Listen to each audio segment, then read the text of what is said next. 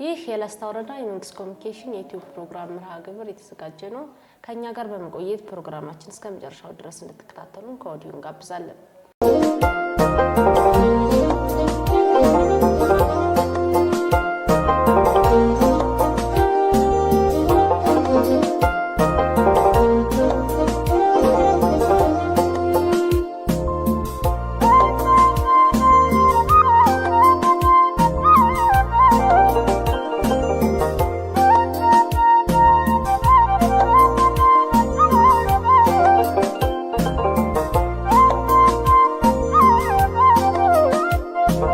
በሀገራችን ማህበረሰባችን ጤንነት ለመጠበቅ መንግስት ስፖርት ማዘውተሪያ ቦታዎችን በማስፋፋትና በመስራት ውጤታማ ስራዎችን እየሰራ ይገኛል። በመሆኑ መንግስት ሰራተኞች ጤንነታቸውን ለመጠበቅ የማስፖርት ውድድር በማድረግ ላይ ይገኛሉ። ዛሬ ይዘንላችሁ የቀረብነው በሰሜን ወሎ ዞን ላስታ ወረዳ ስፖርት ምክር ቤት የመንግስት ሰራተኞች የማስፖርት ውድድር ከተለያዩ ተቋማት ጋር በመደራጀት ሲካሄድ የነበረውን የአንደኛ ዙር የመስሪያ ቤቶች የማስፖርት ውድድር መጠናቀቁን የወረዳው ባህልና ቱሪዝም ስፖርት ጽፈት ቤት አስታውቋል። የላስታ ወረዳ ባህልና ቱሪዝም ጽፈት ቤት ስፖርት ጽፈት ቤት ኃላፊ ወይዘሮ ላስታ ወርቅ አያሌው እንደገለጹት በየዓመቱ የሚካሄደው የመንግስት ሰራተኞች የማስፖርት ውድድር ሲካሄድ መቆየቱን ጠቅሰው በላሊበላ ማረሚያ ቤት አሸናፊነት መጠናቀቁን ተናግረዋል። በዘንድሮ በ2018 በጀት ዓመት ያው ከስፖርት ምክር ቤት አኳያ እቅድ አቅዶ ወደ ስራ የተገባበት ሁኔታ ነው ያለው። ከዛ መካከል ከእቅዶቹ መካከል ደግሞ በየዓመቱ የሚካሄደው የማስፖርት ውድድር አለ እንደወረዳ። በዘንድሮ ዓመት ከታህሳስ 10 እስከ ጥር 19 አጠቃላይ የወረዳ ተቋማትና መንግስት ሰራተኞች የማስፖርት ውድድር ተካሂዷል ማለት ነው። በውድድሩ የማረሚያ ቤት የእግር ኳስ ክለብ በአሸናፊነት ዋንጫውን በልቶ የተጠናቀቀበት አግባብ ነው ያለው። ሌሎችም በየደረጃው በጥሩ ሁኔታ ደመቅ ባለ መንገድ የተካሄደበት ሁኔታ ነው የነበረው። እንግዲህ አጠቃላይ እንደ ስፖርታዊ ውድድሮች ትልቅ ጠቀሜታ አላቸው። በተለይ ደግሞ ማስፖርት በመንግስት ሰራተኞች በተቋማት መካከል ሲደረግ ደግሞ መንግስት ሰራተኛው ትርፍ ሰዓቱን አልባሌ ቦታ ከሚውል ከተቋማት ጋር ግንኙነታቸው እንዲጠናከር ያደርጋልና ትልቅ ድርሻ ያለው በመሆኑ ይሄንን አጠናክሮ መቀጠል ነው። በቀጣይ ደግሞ በቀበሌዎች ልዩ ውድድሮች በትምህርት ቤቶች ይኖሩናል። እነሱንም በቀጣይ የእቅዳችን አካል አድርገን እየሰራና አጠናክረን የምንቀጥልበት ነው የሚሆነው። ስፖርታዊ ውድድሮች ለወዳጅነት፣ ለጤና፣ ለሌሎች ልዩ ጉዳዮች ጠቃሚ ስለሆነ ማህበረሰቡ በተለይ አሁን ባለው ሁኔታ ከአመጋገብም በሌሎች በስራም በሌሎች ጉዳዮች ላይ ጤንነቱ አብዛኛው ማህበረሰብ እየተዛባ በመሆኑ ስፖርታዊ ውድድሮችና እንቅስቃሴዎችን ማድረግ ለማህበረሰቡ ትልቅ የጤና ጠቀሜታ አለው። ከዛም አልፎ ደግሞ ማህበራዊ ግንኙነትን ማህበራዊ ትስስርን ያዳብራልና በዛ ልክ በዚህ ዓመት የተካሄደው ውድድርን በተመለከተ በጥሩ ሁኔታ የተጠናቀቀበት አግባብ ነው ያለው። ኃላፊዋ የስፖርት ውድድር ከስፖርታዊ ጤንነት በተጨማሪ የግንኙነት አግባብን ስለሚያጠናክር የመንግስት ሰራተኛውን በትርፍ ሰዓታቸው በስፖርታዊ ውድድር ማሳለፍ እንዳለባቸው ገልጸው ወጣቶችን ከተለያዩ አልባሌ ቦታ ከሚያሳልፉ በተለያዩ ስፖርታዊ ውድድር እንዲያሳልፉ መልእክታቸውን አስተላልፈዋል።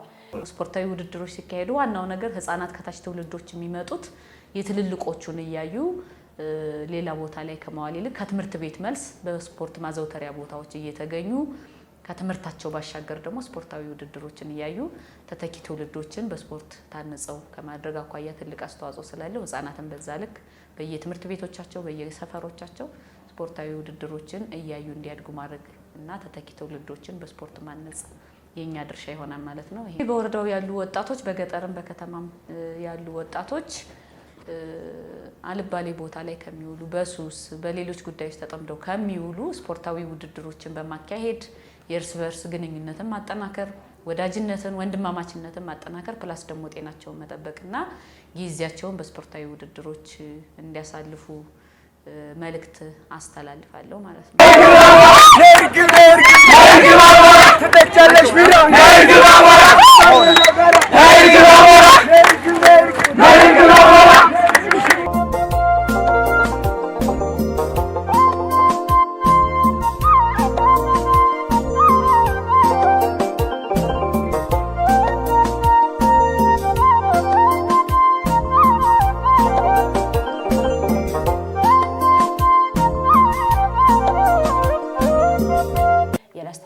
ስፖርት ጽሕፈት ቤት የስፖርት ማህበራት ማዘውተሪያ ስፍራዎች ስልጠናና ውድድር ቡድን መሪ አቶ ዮሐንስ ወርቁ የመንግስት ሰራተኛው ስፖርታዊ ጤናን ለመጠበቅ በስፖርት ቡድኖች በመደራጀት ለ15 ዙር በሚካሄድ የእግር ኳስ ውድድር መደረጉን ገልጸው ውድድሩ በተለያዩ መስሪያ ቤቶች የሚያቀራርብና ስፖርት ለጤንነት የሚለውን ተግባራዊ የሚያደርግ መሆኑን ገልጸዋል።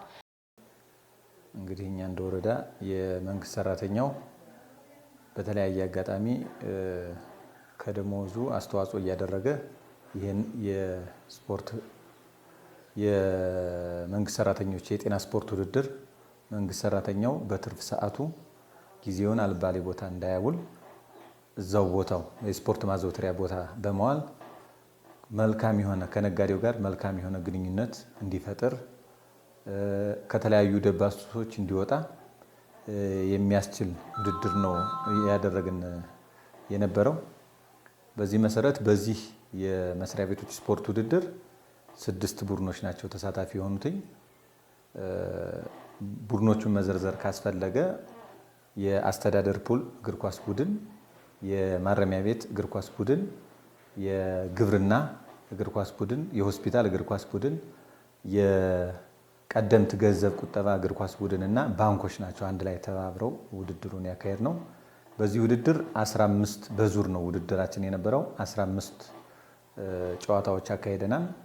እንግዲህ ሰው የዙር ውድድር ያደረግንበት ምክንያት ሰው በአንድ ውድድር ዝም ብሎ እንዳይቀር ተደጋጋሚ ውድድር አድርጎ ራሱን እንዲያዝናናና ጨዋታው ሰፋ ባለ መንገድ እንዲካሄድ በማሰብ ነው ይህን ውድድር ያዘጋጀንበት። ይህ ውድድር ሲዘጋጅ በርካታ ወጪዎች ወጥተዋል። ለዳኞች፣ ለኮሚቴዎች፣ ውድድሩን ለሚያስተባብሩ የሜዳ ዝግጅቶች፣ ለስፖርት ማቴሪያል ግዥ የሚሆኑ ወጪዎችን አድርገናል። ከዛ በተጨማሪም እንግዲህ በርካታ መልካም ገጽታ የገነባንበት ነው ውድድሩ ማለት ነው። ከዚህ አንጻር ተሳታፊዎችም ከነሱ ባደረግነው ውይይት ውድድሩ እንደሚቀጥል እኛም ደግሞ ውድድሩን አስቀጥለን የተሻለ ስራ መስራት እንዳለብንና ሰውን መልካም ግንኙነት እንዲፈጥር ነው ትልቁ ነገር። የባንክ ሰራተኛው ከሆስፒታል ሰራተኛው ጋር መልካም ግንኙነት እንዲፈጥር፣ የአስተዳደር ሰራተኛው ከግብርናው ጋር፣ የግብርናው ከሆስፒታሉ፣ የሆስፒታሉ ደግሞ እንደዚሁ ደግሞ ከባንኮች እንደዚሁ የሆስፒታሉ ከአስተዳደር ጋር መልካም የሆነ ግንኙነት እንዲፈጥር ነውና ዋናው ውድድሩ የተዘጋጀበት ዓላማ። ከዓላማው አንጻር ውድድሩ ግቡን የመታ ነው ብለን ማየት እንችላለን። ቡድን መሪው አክለውም እንደ ወረዳ ለህፃናትና ወጣቶች የተለያዩ ስፖርታዊ ውድድሮችን ለማካሄድ በቀበሌና በትምህርት ቤቶች ላይ ተጠናክሮ እንደሚቀጥልም ተናግረዋል።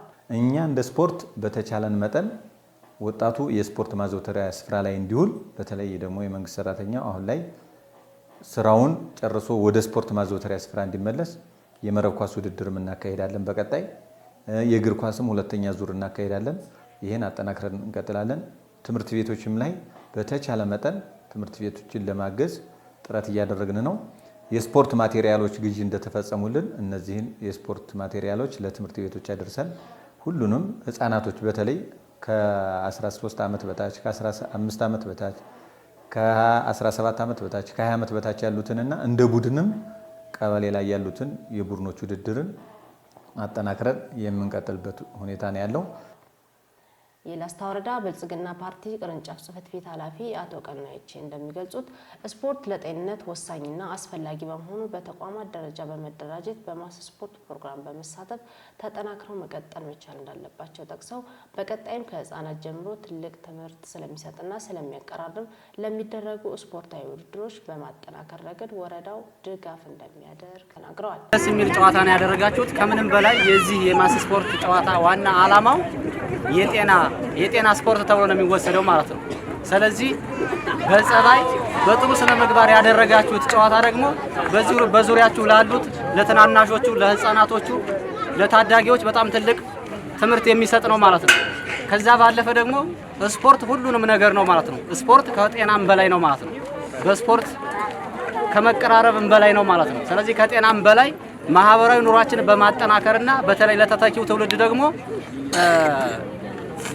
የሚያስተላልፈው መልእክት ጥሩ ስለሆነ ከመጀመሪያው ጀምሮ ይሄ ጨዋታ እስኪጠናቀቅ ድረስ በጥሩ ስነ ምግባር ጥሩ የሆነ ጨዋታ ነው ያደረጋችሁት ማለት ነው። ሁለንተናዊ ትምህርት ይሰጣን ማለት ነው ለሌሎቹ። ስለዚህ ይሄ ተጠናክሮ መቀጠል መቻል አለበት ማለት ነው። ከምንም በላይ ትምህርቱን ነው መወሰድ መቻል ያለበት ማለት ነው። ይሄ መተሳሰብ፣ መቀራረብ፣ መደጋገፍን የሚያሳይ ነው። በዙሪያችሁ ያሉትን እያያችኋቸው ነው። ህፃናቶች ናቸው ያሉት። ስለዚህ ከእናንተ ብዙ ትምህርት ይወስዳሉ ማለት ነው።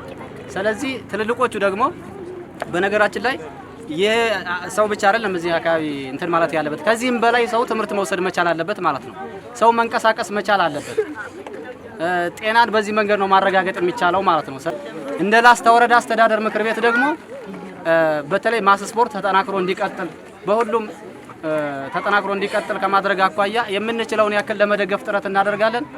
ከምንም በላይ ግን ተጀምሮ እስኪጠናቀቅ ድረስ በጥሩ ስነ ምግባር ያስኬዳችሁ ዳኞች፣ ተጫዋቾች፣ ደጋፊዎች፣ ተጫዋቾችም ጭምር ሞቅ ያለ ምስጋና እንድታቀርቡ በእናንተ ስም ጠይቃለሁ ማለት ነው። እጅግ እናመሰግናለን።